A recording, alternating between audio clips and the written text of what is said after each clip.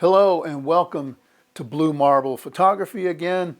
And my name is Mark Stephen Wade, and I am an avid photographer, and I hope you become one too. Today, I'd like to just talk a little bit about white balance and why it's a little bit more in depth than what we've already covered. If you want to understand a little bit about what white balance does, I did a basics video about it, and you can view that. Essentially, white balance is just that. It makes the white in your photograph white, and it corrects all the other colors around that. Now, that's my view on that. That might not even be true. I don't know. Why would I say that? That's just my view on it. So, I just wanted to say this about auto white balance and why you should really never use it. Now, I might have it set. I might have it set in this video cam right now at this point because maybe I didn't pull it out. For some reason, this thing resets itself every time I turn it off. But I want to talk about why you don't want to use an auto white balance and why you should be setting it yourself.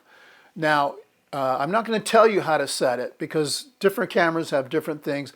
But if your camera, look into your own camera instructions. If it has a Kelvin option, it'll be like a K or something like that. That to me is what you should be using. And for that, because of that purpose, you will eventually find out that if you're out in daylight, Kelvin is at about, sunlight is about 5,500, and when you get indoors, or if you're under certain lighting, like fluorescent lighting, you're going to want to turn it down to 3,000, something like that. And you're going to have to figure that out for yourself. Or if you want to have some of the, use the settings that are in your camera, that's fine. That to me would be okay as long as it's what you want. Okay? Now, if you want to use, if you want to mess around with your white balance, that's okay too. Say it's bright and sunny outside, but you're shooting something that you think would look better, cool, right? Better towards, it leans more towards blue than it does yellow, right? Because yellow is that 5,500, but you want it nice and cool. That's something you might want to think about doing. Experiment, see what you like. And it's important to understand how it affects the overall resulting JPEG. Now, if you're shooting RAW, it may not make much difference, but I'll say this. If you're shooting video, it makes a big difference. And this is what I have found in my experience anyway. A lot of times you're watching, say you're watching YouTube videos, and a lot of guys, a lot of people, I'll say, will make these headshot videos, just like what I'm doing, just talking head video, and they leave it on what is auto white balance. And all of a sudden, you'll see the entire shading of the room change. The color in their face will change. Everything changes while they're speaking. And it's because they leave their camera on auto white balance. And as soon as something moves, as soon as something happens in the frame that changes, the camera has to recalibrate for white balance. And that can become an issue. It looks wrong. It just is like, whoa, what happened there? I had this same camera, and it was set on auto exposure. I had set it to manual exposure, but for some reason, like I said before, when you turn this video camera off, it kind of resets everything, and it was terrible. I made a couple of videos, and then realized they were goofy. They floated in and out of exposure. It went dark and went light, and this is something we have to think about. Especially, well, I'll say especially for video. We don't want that happening in a video, and that's the issue with video. It's not a single frame we're talking about. We're talking about anywhere from 24 to 120, 240 frames a second. And a lot can happen with cameras if we don't understand them. So that's my advice, is just do not use auto white balance. Now,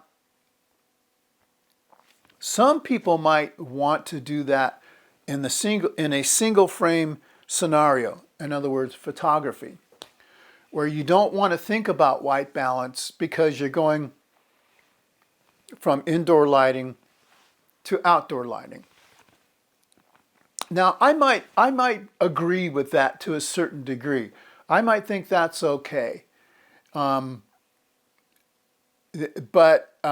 if you're shooting video, my advice is to never use auto white balance. And you set your white balance, and the only time you might do that is if you're going to make a shot where you're going from indoors to outdoors, but at the same time, it's important to understand whether your camera is going to handle it correctly or not. Now, I have used auto exposure, or auto ISO, not exposure, but ISO. I've used auto ISO for those kinds of situations where I'm going from a darker environment to a lighter environment. And sometimes that works, but a lot of times it really doesn't. And again, we have to understand the camera lens relationship, whether it can handle those kinds of situations, and then practice it. So that's my advice, is if you're ever going to try an auto ISO shot in video, or even with photography, I would check it out. I would check indoor lighting, maybe some street lighting, and then try the daylight lighting. See if it all works. If it all works for you, great. Then use it. But my advice is not to use it except very sparingly, because color is very important. And when it comes to video, color is uber important, because what you're getting typically and what you're going to edit with video is like a 420 8-bit. That's a very compressed image. And if you start having to change your colors, it can become a nightmare to get correct. If you shoot it too cool and you try to warm it up, you're kind of having to do things on a global scale where you're affecting all the frame, and it could just get all messed up. And if you're shooting a very compressed video like that, you want to start off with the right white balance. I can't stress that enough, because I've tried fixing some video like that, and it just falls apart. And what I mean by that is you start introducing noise, or some of the colors don't work right, the facial colors maybe don't work right. So that's my advice for auto white balance, and whether you should use it or not. And if you are, test it.